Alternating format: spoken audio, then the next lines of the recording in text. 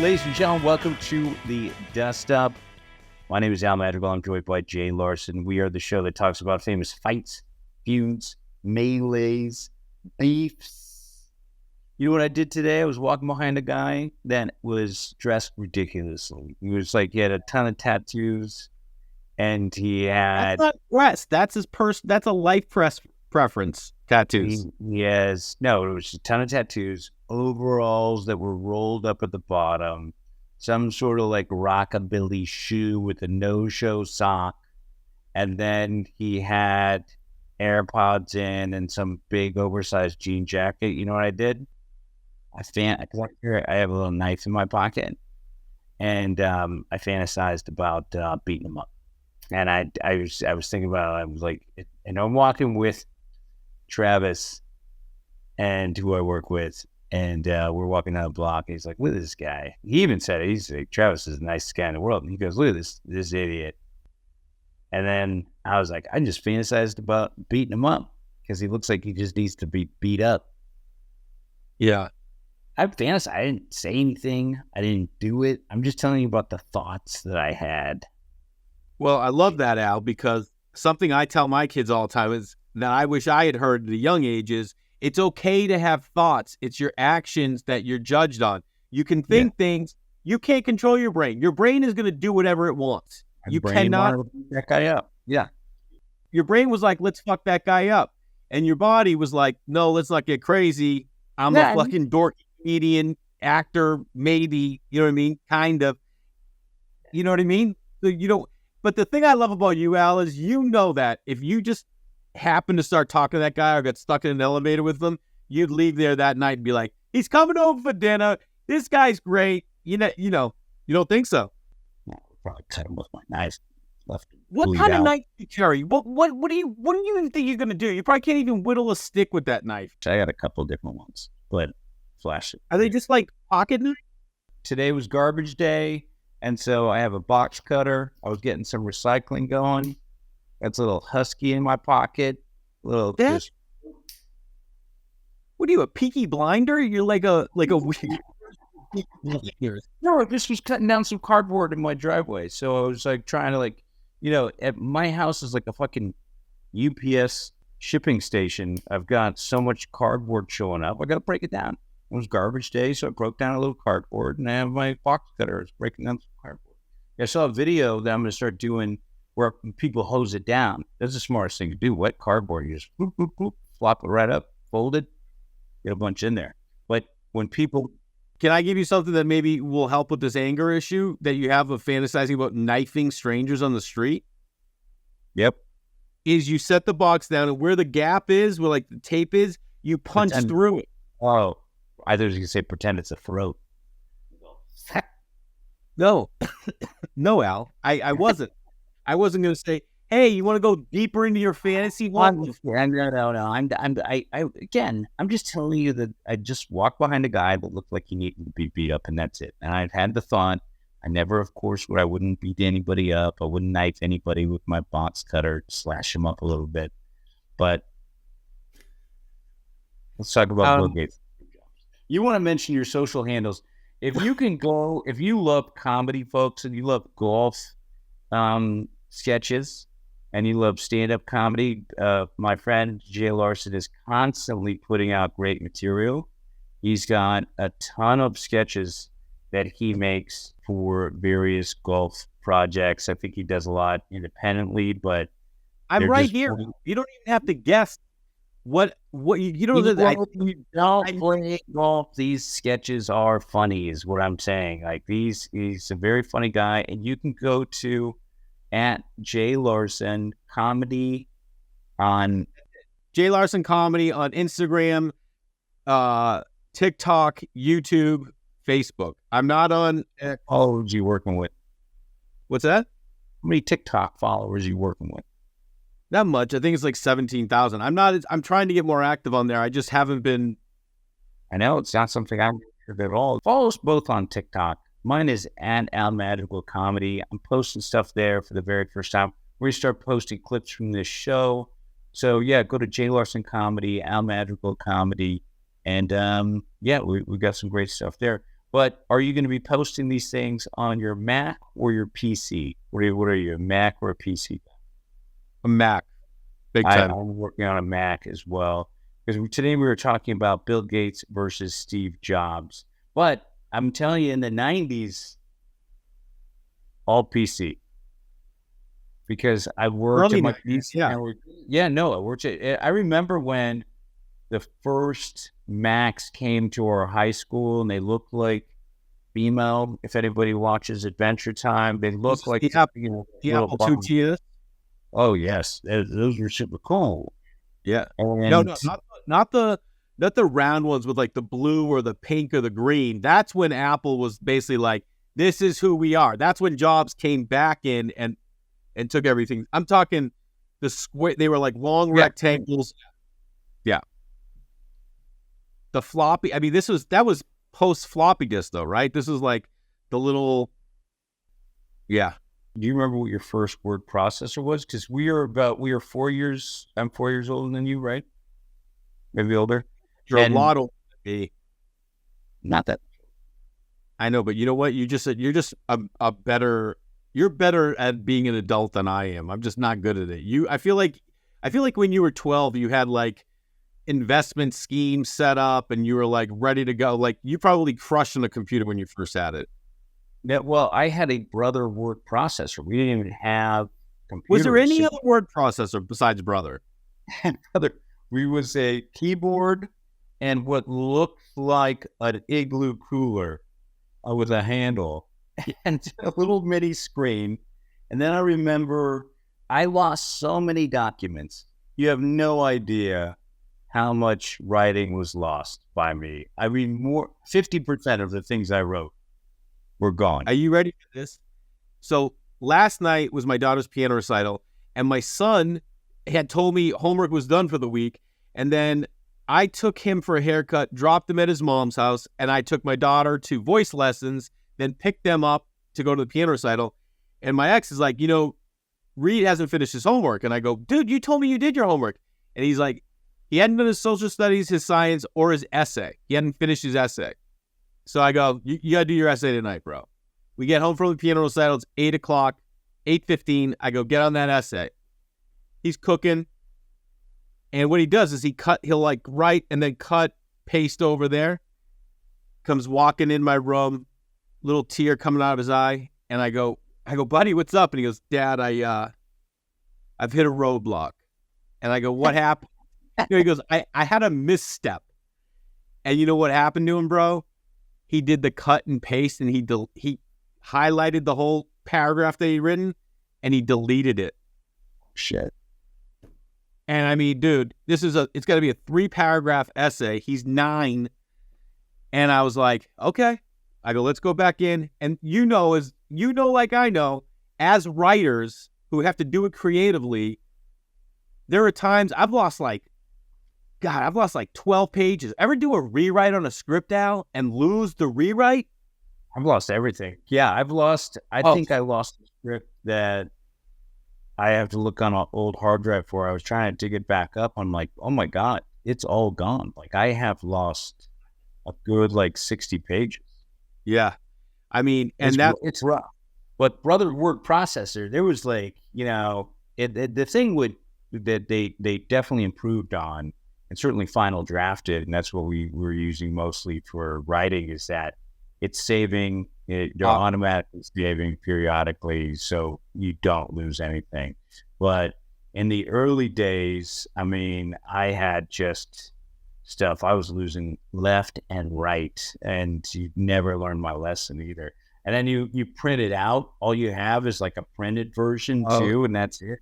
That's the only evidence. You can't go back and rewrite. So I think I've been forced to retype from the printed version multiple times. But thank God for the Mac and Windows. But we're here today talking about this rivalry and beef between Bill Gates and Steve Jobs, who were at some point friends, but it was I think the best way to describe this is frenemies. I think so too. Yeah, I think that's a great way to say it. And it's that else it is. It's like keep that, that saying, keep your enemies closer, which is, I'm sure, an Al Madrigal standard. I don't think you probably have an enemy in your close. You keep them far away. You fuck them. Yeah. When my enemies, fuck them. That's how I think these guys.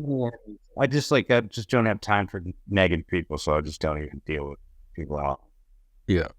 Anyway, but these guys were, running companies in parallel, and you think about what Microsoft was in the early 90s with Windows 95, which was just major, because I remember for people like myself in 1990 and 1991 up until like 1993 using these word processors. Now Windows 95 comes along with Bill Gates, and meanwhile, you see what Apple ends up becoming with the iPhone and an iPod. But definitely, why don't you just take a step back? Why don't we talk about both guys and where they come from? Because I know you know a lot about, Steve Jobs and the fact that he's a orphan, which did not know. Kind of in a weird way. Well, first of all, I think that's it's kind of funny that out of these two, Steve Jobs is like the hip, cool guy. You know what I mean? And he's not even like, he was a salesman. But yeah, I don't know why I was like, when we were doing this, I'm like, let me dive into him a little deeper. He's not a cool guy, but Apple had way better marketing, and he was rocking that black turtleneck. And they certainly, in terms of their shows and their performance and when they unveil new products and they have their launches, they were way more dramatic about how they presented material. And then, the famously, Bill Gates and Ballmer, they had that thing where they were all on stage, Tim Cook all clapping. They're just a bunch. They were just way dorkier. Way dorkier. My favorite is, have you ever seen that Burr when he's on Conan and he's talking about how he doesn't like Steve Jobs? Yeah, that's really funny. That's one of the Bill Burr, co-founder of All Things Comedy, has an amazing Steve Jobs bit about him just being a brat, right? Isn't that the essential? He goes, well, he just goes, in my pocket. I want it now. Yeah, exactly. He goes, I don't know. He goes, tucked into the jeans with no belt. And then he just goes to Conan. He goes, I just didn't buy it. And Conan is just like, what do you, whoa, why are you the only person that has to have a problem with Steve Jobs and saying, I just don't. Back to when you asked about them growing up. Bill Gates, 1590 on his SATs, goes to Harvard.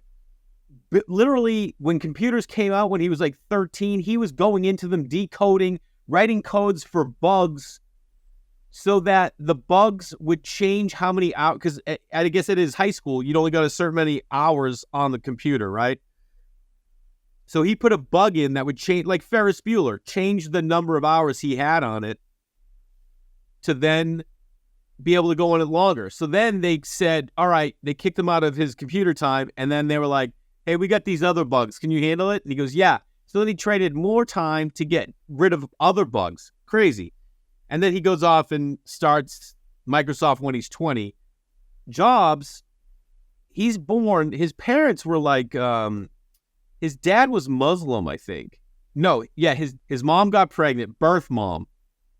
And his birth mom's dad was like, you are not having a baby with a Muslim man. Okay, let me just double check this. And would force them to give the baby up for adoption, which was Jobs. So Jobs was then adopted.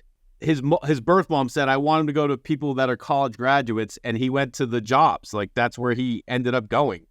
He wasn't even going to be a baby, which is insane. Like, couldn't even be with his birth parents because of that. I think that's insanity. Can you imagine? You find out later, like, hey, remember that kid you got rid of? Yeah, he's worth $70 billion. So, Syrian national Abdul Fattah John Jandali is the father's name. Yeah. Are they in touch? Do they have any sort of relationship after? I don't think so, except that we know that, Ben, our researcher, was saying in our document that he went off and after college, or he dropped out of college as well, and went like exploring Buddhism and traveling the world.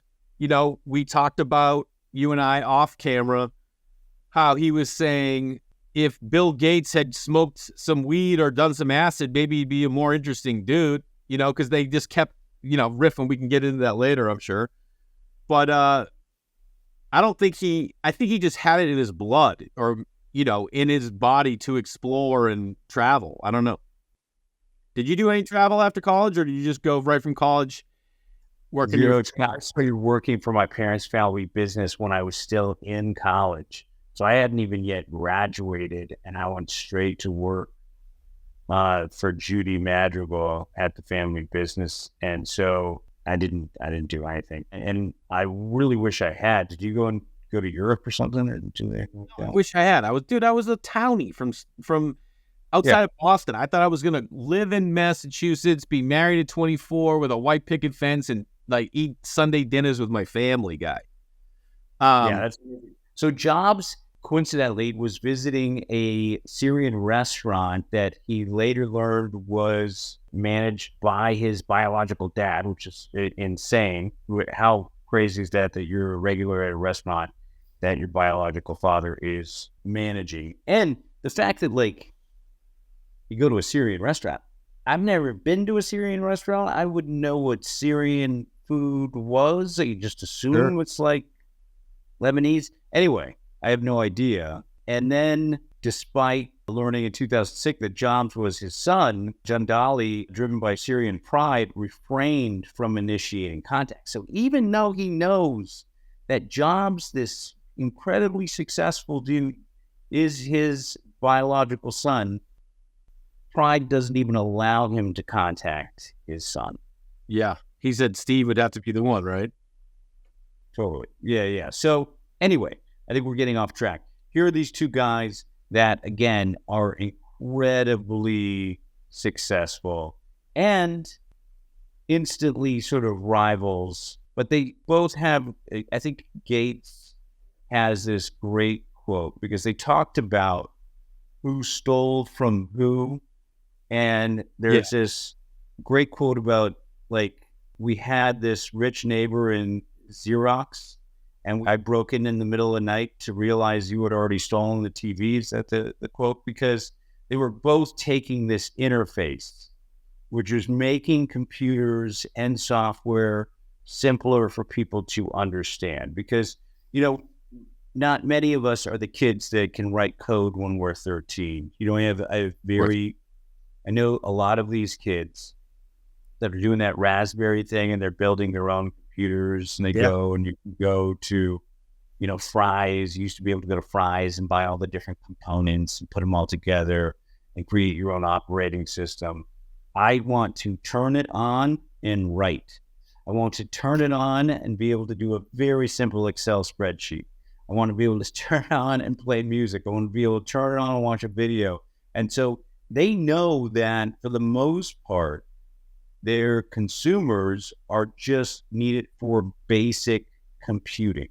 Yeah. And what the PC is definitely going to be for hardcore people who need to write code. They can, they're writing their own programs, but I feel like Mac and that interface has always been for more of the creative brand.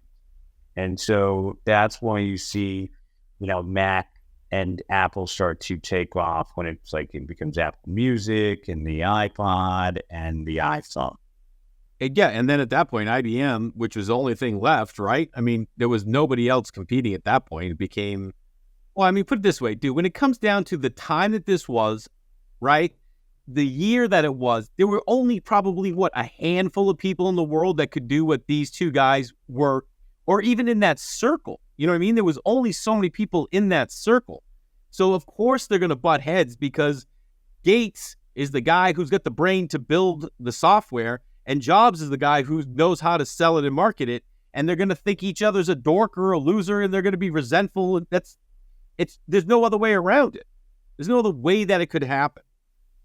Well, what's interesting also is that they were forced to collaborate. Gates invested in Apple. Yeah. And I was just watching a press conference where when it was announced, Bill Gates came on the screen and everybody in the audience booed.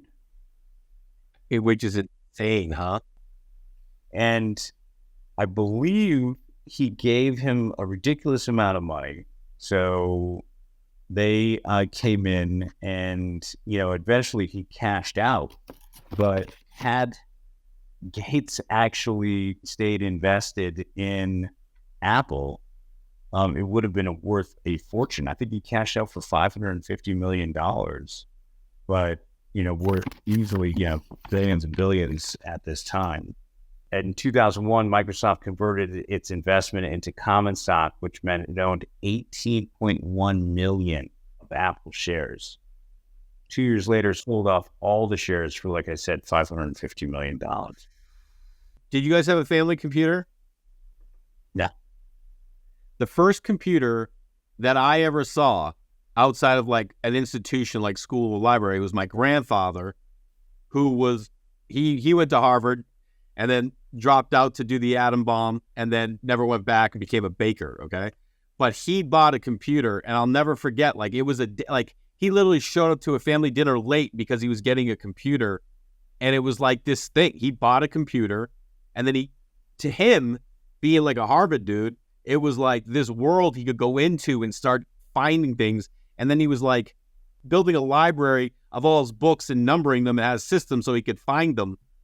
And I just remember being like, what the hell is a computer? We never had a computer in my house ever, until, I don't know, my mother has one now, and I have one, obviously, but like not until after I moved to LA, Yeah, I just remember our first, again, working for this parents' family business, had IBM Orange Dot, black screen, and again, this is in 1986. Yeah, DOS, bro. Bananas. Yes. You had to like a arrow and then give a command for it to do certain things. And I didn't know, I remember DMing or whatever. Did you ever have computers before email and you just get on and you would know Right. In high school, we took class. It was like, there was computer class. We took BASIC. You would write BASIC. Yeah. And create little, write code. I think there's a lot of me creating boobs. You could do it so you could make boobs. Yeah. Right. Mm-hmm. And ready to make the turtle move was one thing. Like, yeah. So it was ridiculous. It was, and now again, where we're going, it's amazing. We can talk about AI in the future world. It's like Microsoft, I think, is definitely outpacing Apple when it comes to AI. And we could talk about this vision, but it's interesting to see where these companies are going. But let's talk about management styles, because I think Steve Jobs is known for that Bill Burr bit of being the guy who yells and is grabbing teams of people and freaking out and like this. But he's kind of a good motivator. Gates is the one who's notorious for throwing fits. Yeah. And being managing by embarrassment and anger and browbeating his employees to death. He has a famous catchphrase that is, he says, "That's the stupidest thing I've ever fucking heard," is what he's known for saying. Which, I mean, if you're pitching to somebody that's in power or your boss and you hear that's the stupidest thing I've ever fucking heard, it's humiliating, especially, yeah. I'm sure he's doing it around other people. I don't see how that works. As somebody who's, definitely felt anger and learned to control it a little bit, management style is not that at all. I want people to feel like any contribution that they have to our effort is appreciated. When you're working with people, do you think they ever sit across the desk from you and be like, I wonder if he's thinking about pulling out a blade and slashing my face up? And that's they should know that I really want them to know that that's what I am thinking about. Like that I make it known that I have a knife in my pocket. Yeah. And then I will use it if need be. Can you imagine slapping somebody around? Schwab quotes a former Gates Foundation employee as saying, Bill was a complete and utter asshole to people 70% of the time. And 30% of the time, he was the harmless, fun, super smart nerd. In meetings, according to the former employee, all eyes were on Bill. What's his body language like today? What's he wearing? Is he throwing things? So this is so contrary to like this public image where he's on TV, this lovable nerd. He's, hey, how are you? Bill and Melinda Gates Foundation is working to rid the world of malaria and mosquitoes. And, it's just. Do you think we need to cut people like him slack because he's doing something so monumental and huge that he has no one he can relate to, no one he can talk? You can't be a guy with a donut shop and you call other donut shop owners and be like, hey, dude, man, I'm struggling with this cream. There's no one else that guy can talk to about trying to get this done. And imagine his brain. It's capable of changing the world. Ultimately, he changed the world. And there's no one else he can go to. He has to constantly trust it and figure it out, and just probably thinks no one else can figure it out but me. Yeah, it's kind of a curse to be smarter than every single other person that you interact with. Yeah. Trust me. Well, it's hard for me, man. Like, be super, be all, especially around other comics, like knowing that I could outright most of them. Yeah, I'm joking. No, I'm joking around. I'm listening. Right, but and then Jobs, on the other hand, not in the same way. Am I wrong? As Gates is being angry and throwing tantrums, but he did work people harder, and I think he used a way of inspiration because that's part of his salesmanship. No. And then, the other thing about Jobs that we're not really talking about is just spiritually, the fasting. And he also had a myriad of health issues, that eventually, killed him. But it's like, what was the quote from his daughter? Whether he was on his deathbed, he looks at his daughter, holds her hand, and he says, I wish we had more time together. And then she looked at him and said, you would have just worked. That's never going to be the case with my kids.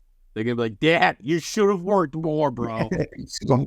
Why were you so lazy? Always wanted to hang out and swing with me. I will say, I think there's something very interesting about Bill Gates builds his business, right? Stays in it. But Jobs, in 1985, resigned from Apple and went and started another company, Next, NE, capital XT, but still had this, Microsoft as his biggest, not even working for Apple, still had this competition between him and Gates. I think this might have, I don't know if that is his way of being like, no, fuck this. I'm going to go do something, even though he didn't have, ultimately then he goes back to Apple. But I think he had more of that competitive, I'm not saying, Joe DeRosa, right? Yeah. DeRosa. I did not, but it kind of makes sense. Yeah, and so there was one night we were doing a show at Caroline's, and he's talking about being adopted, and he got he was like not doing well, said this thing about being adopted, got the whole crowd back, and he got off stage, and I'm like, bro. He goes, what? I go, the thing about adoption, you do that every time. I go, you remember, your birth parents, they didn't want you. They wanted nothing to do with you. They just threw you away. You were nothing. You were nothing to them at all, Joe. And I go, you need to use that. And he's just watching me, looking at me, realizing I'm talking shit. You know what I mean? I'm not being serious. And I think that there's got to be something like that in Jobs where he's like, I'm going to go prove it. And Bill Gates is this kid who went to Harvard, who's got this natural ability, and I'm the guy who's got to grind it out. Look, these guys were competitive. They were rivals. They had these competing, they're fighting for this market share of this emerging, sort of like it seemed like it's a gold rush in terms of, these PC versus Mac, and they're all vying for, dominance when it comes to household computing. And I think early on, PC clearly has the edge. Windows XP sold 1 billion copies. When you think about Microsoft Office and you think about just word processing, it was all Microsoft. Microsoft Word, Microsoft Excel, there's your PowerPoint. And so they just owned it. And I think in what they were able to do with Xbox as well. So Microsoft, it's not nearly as sexy as a company, but then what they're doing with ChatGPT and AI and Xbox, they just clearly have stayed in touch and are staying competitive, obviously, and on the forefront of technology as it comes out. I think, again, when you look at these individuals that are just so driven, nothing is going to get in their way. So you're just not going to allow, and the stakes are so high for them because they're responsible to their shareholders. They're responsible, but they're so consumed with their legacy. They also needed competition now. They needed to be creating competition between each of them for their own business to grow, right? Like in 96, that documentary, PBS did the documentary, and Steve Jobs rips into Gates saying, he said, Jobs went on in the documentary saying, the only problem with Microsoft is they have no taste. They have no taste. And I don't mean that in a small way. I mean that in a big way, in the sense that they don't think of original ideas and they don't bring much culture into their products, right? So this is Jobs trying to stir something on or stay in the conversation. I think they each used each other in public forums to create this interest in their company. Do you have personally any sort of chip on your shoulder that drives you, or is it just all personal goals? Yeah, my dad never was in my life, and he lived the town over. When I was 8 years old, I stopped seeing my father, right around my son's age now, a little older maybe, and then I just never saw or talked to him ever again. That was always my... For the rest of your life, since you were 8 years old, you've never interacted with your father? I moved to LA when I was 24. I emailed him. We started emailing. We had one phone conversation. Then we went on and off emailing for the next 12 years. And by on and off, I mean maybe once every 4 months, then maybe once every 2 years. Saw him when I was 36 for 8 hours, spent like a day with him.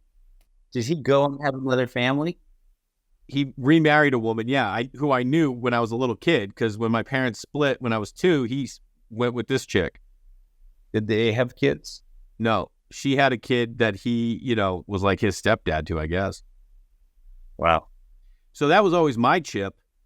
And we didn't have a lot of money. And I used to always look at him like, man, if my parents stayed together, we lost that whole side of the family. You know what I mean?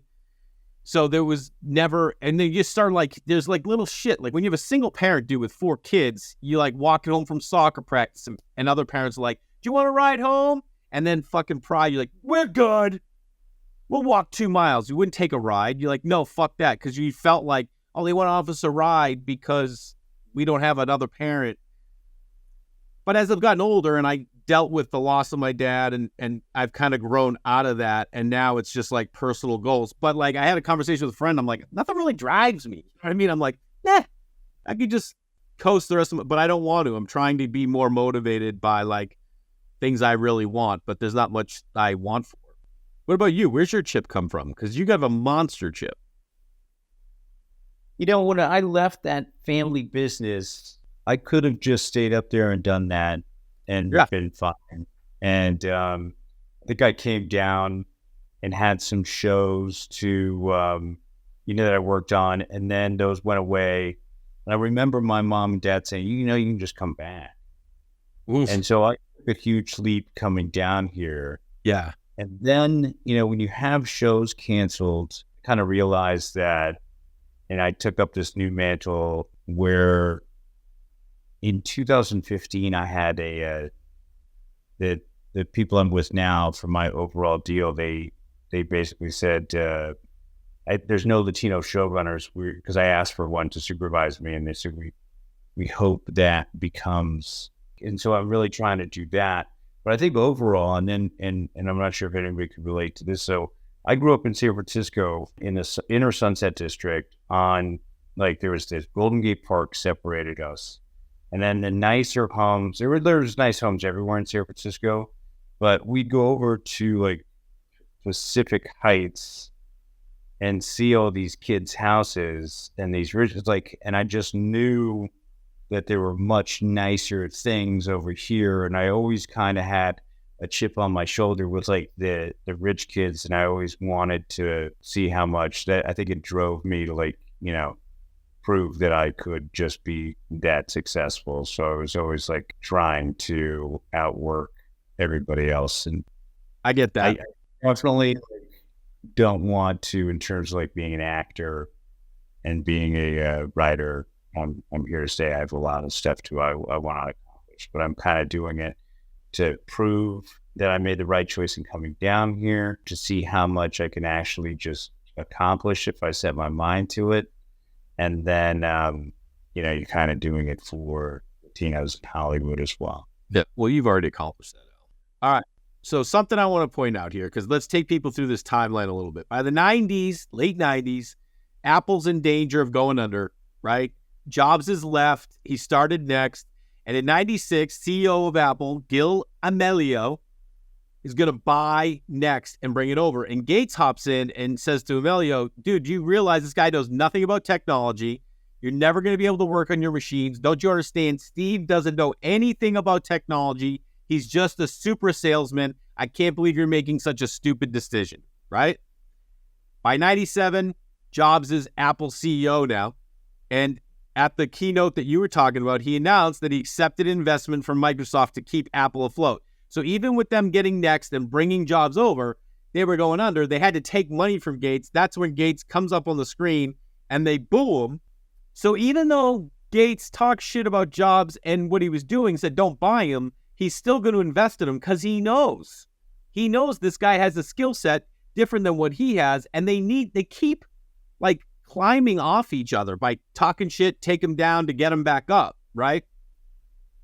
Well, you know, this is the first thing you learn in business school is that, you know, you need sort of complementary personalities to run a successful business. So you do need that person with the Gates skill set. You need a salesman. You need an accounting personality. You can't have a company filled with Gates, you know, and you can't have a company just filled with Jobs. You know, any successful company is made up of a variety of personalities. So you could see how they butted heads, and Gates really didn't respect Jobs because he was just a guy with a vision and none of the know-how that Gates had.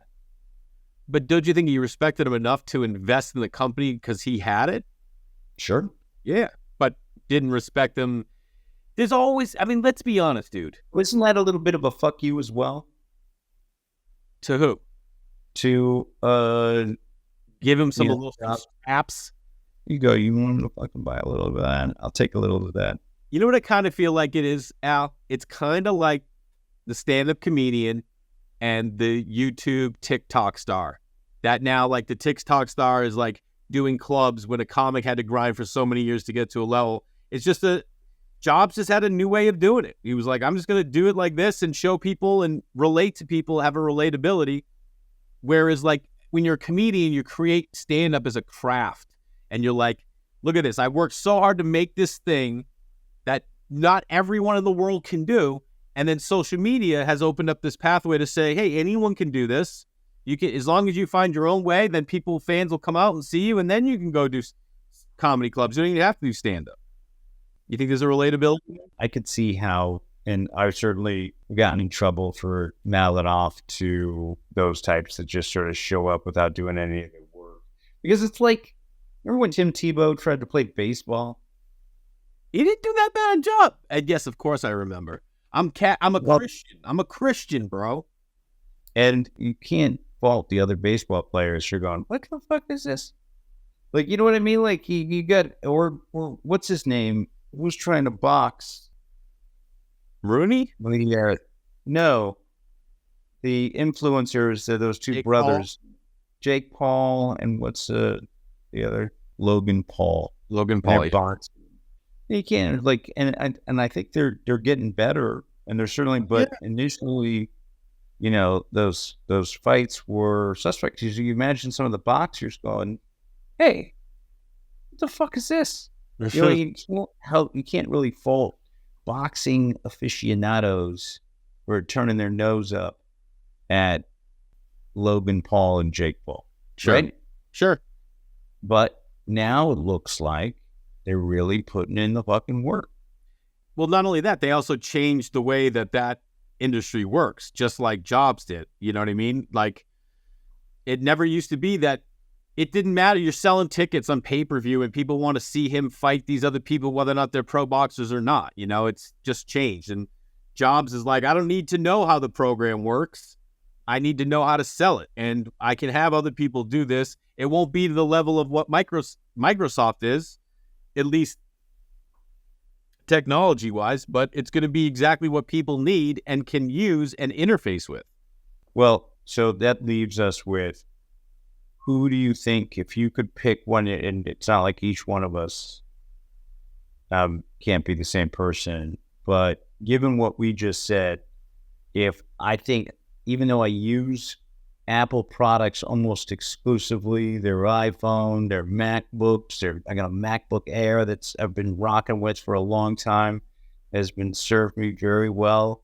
So who do you think you align with? I'm going to go first. I think I would be more of a Bill Gates guy. Yeah, I can see that. And why do you want to tell us why, Al? For the reasons we just talked about with the YouTubers and the people that are manipulating, or, the others who do the work. I feel like I'm closer to the guy who does the actual work versus the guy who's just the salesman. Yeah. I mean, put it this way. There's a part of me that's like... And more of a philanthropist as well. You're very philanthropic. It's true. I am. It's trick. This is what's tricky for me, right? Is that I relate to Jobs because of kind of his upbringing and being a salesperson. And when it comes to, if you compared me and you, right? You are a far more prolific and better writer and producer, not as the title of producer, but the idea of producing and making and constantly working. You work very hard. Some people say too hard. You know what I mean? And, and you work very hard. I, on the other hand, I'm like, nah, I think, what if we just did this? And I try to concept, but I'm also not that good at that either. And I like a belt, where Jobs didn't really rock a belt, which I would have liked to see a belt on him from time to time. But, yeah, I don't know. I like the creativity in the not that you're not, I think you're a very creative human being as well, but that's what Jobs' whole thing was how to motivate. I'd take either one of these guys. I think I might be a little combination of each. If you gave me 10% of Gates and 40% of Jobs, that's where I am. 50% short overall, but kind of like a grouping of them all together. Because if you look at it, me as a director, I feel like Jobs would be a better director than Gates would be. You know what I mean? I think Gates would be a better cinematographer. When it comes down to it, both companies, for as much of a rivalry as they had, both companies, Microsoft 2.9 trillion market cap, Apple 2.8. So right now, currently, they're neck and neck. Mm-hmm. I think it's going to be interesting. I'm not sure if you saw what ChatGPT just introduced yesterday or today that we're recording this in terms of their video creator, but it's going to be interesting to see. And I think Microsoft is more invested in AI as far as I can tell. I haven't played around or seen any of these new Apple Vision goggles yet. Yeah. I just saw a video on how they work inside the home, which is ridiculous. Like, screens everywhere. So it's a little overwhelming, and I'm not sure if I want that in my life. I think there might eventually be a backlash against all of it, which is going to be interesting. But if I had to guess, I think Microsoft might come out on top with their investment in AI. That's my prediction. So this rivalry between these two companies is going to continue forever. I think so. I think so, buddy. And it's funny when you see a friend who doesn't have Apple. You have friends who rock a phone that's not iPhone? Oh yeah. And look, a Samsung Galaxy or whatever is like the most popular phone in the world. It's not like they're using. Exactly, dude. But just amongst our circles, when you get that green text that comes up when you're texting a non-Apple person, you're like, what the fuck is this? You got to get the, I have friends too with the Google phone. You're just like, I'm just scared. I'm scared. So much of me, I see those phones. I'm like, should I just do it? Should I just switch over and let go of this? Commercials look so cool. The one that flips open, the Google Pixel looks cool. Sure. I remember sitting there. I was sitting with Chris Brockman, who we're both friends with, and an ad to the Google Pixel came on, and it was so fucking cool. We looked at each other, and Chris Brockman turns to me and he goes, "I don't care if that thing cured cancer. I wouldn't fucking get it." Like, I'm just so attached to my iPhone and the latest updates and just all of my current apps. I just couldn't make the switch. Well, I think that's part of the genius of what Jobs built. He built an identity where people wanted to connect to the idea of what it was. If I had this thing, I was creative, I was new, it was, and it's kind of bullshit, beyond. What else you got for us, Jay? What are you doing? We're going to see each other tonight. So we're doing a show together. Al and I have a show. And guys, one of the things that I think Al and I both would love to have happen is that we continue to build this podcast and then we just go out and tour on the road. So when you listen to this podcast, give us feedback, rate it, review it, give us 5 stars, share it with friends, spread the word. So the more we grow, the more we can get out there and do more things with it. We would love nothing more than to travel and do stand-up together. That would be super fun. Do a podcast, come to your town. I think that's where all this is headed. Again, we're talking about this at a time when the podcast hasn't even been released, but now it has been if you're listening to this, and hopefully the audience builds to the point where we can come to visit. So let us know where you want us to come. Check out our dates. The phone number is 925-727-3878, and that is 925-727-DUST. You can write us at thedustuppod@gmail.com. And for those to give us feedback is great, but at the same time, if there are dust-ups in your life that you want us to weigh in on, we'd love to dive in a little bit on what you guys how you're getting dusted up in your life. Little beef with your neighbors, beef with your coworkers, a little dust up with your college roommate because he hugged your wife for too long.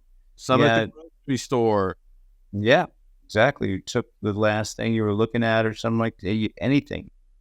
Let us know. We'll settle it. Maybe when we come out to do stand-up, maybe I'll show up with my knife.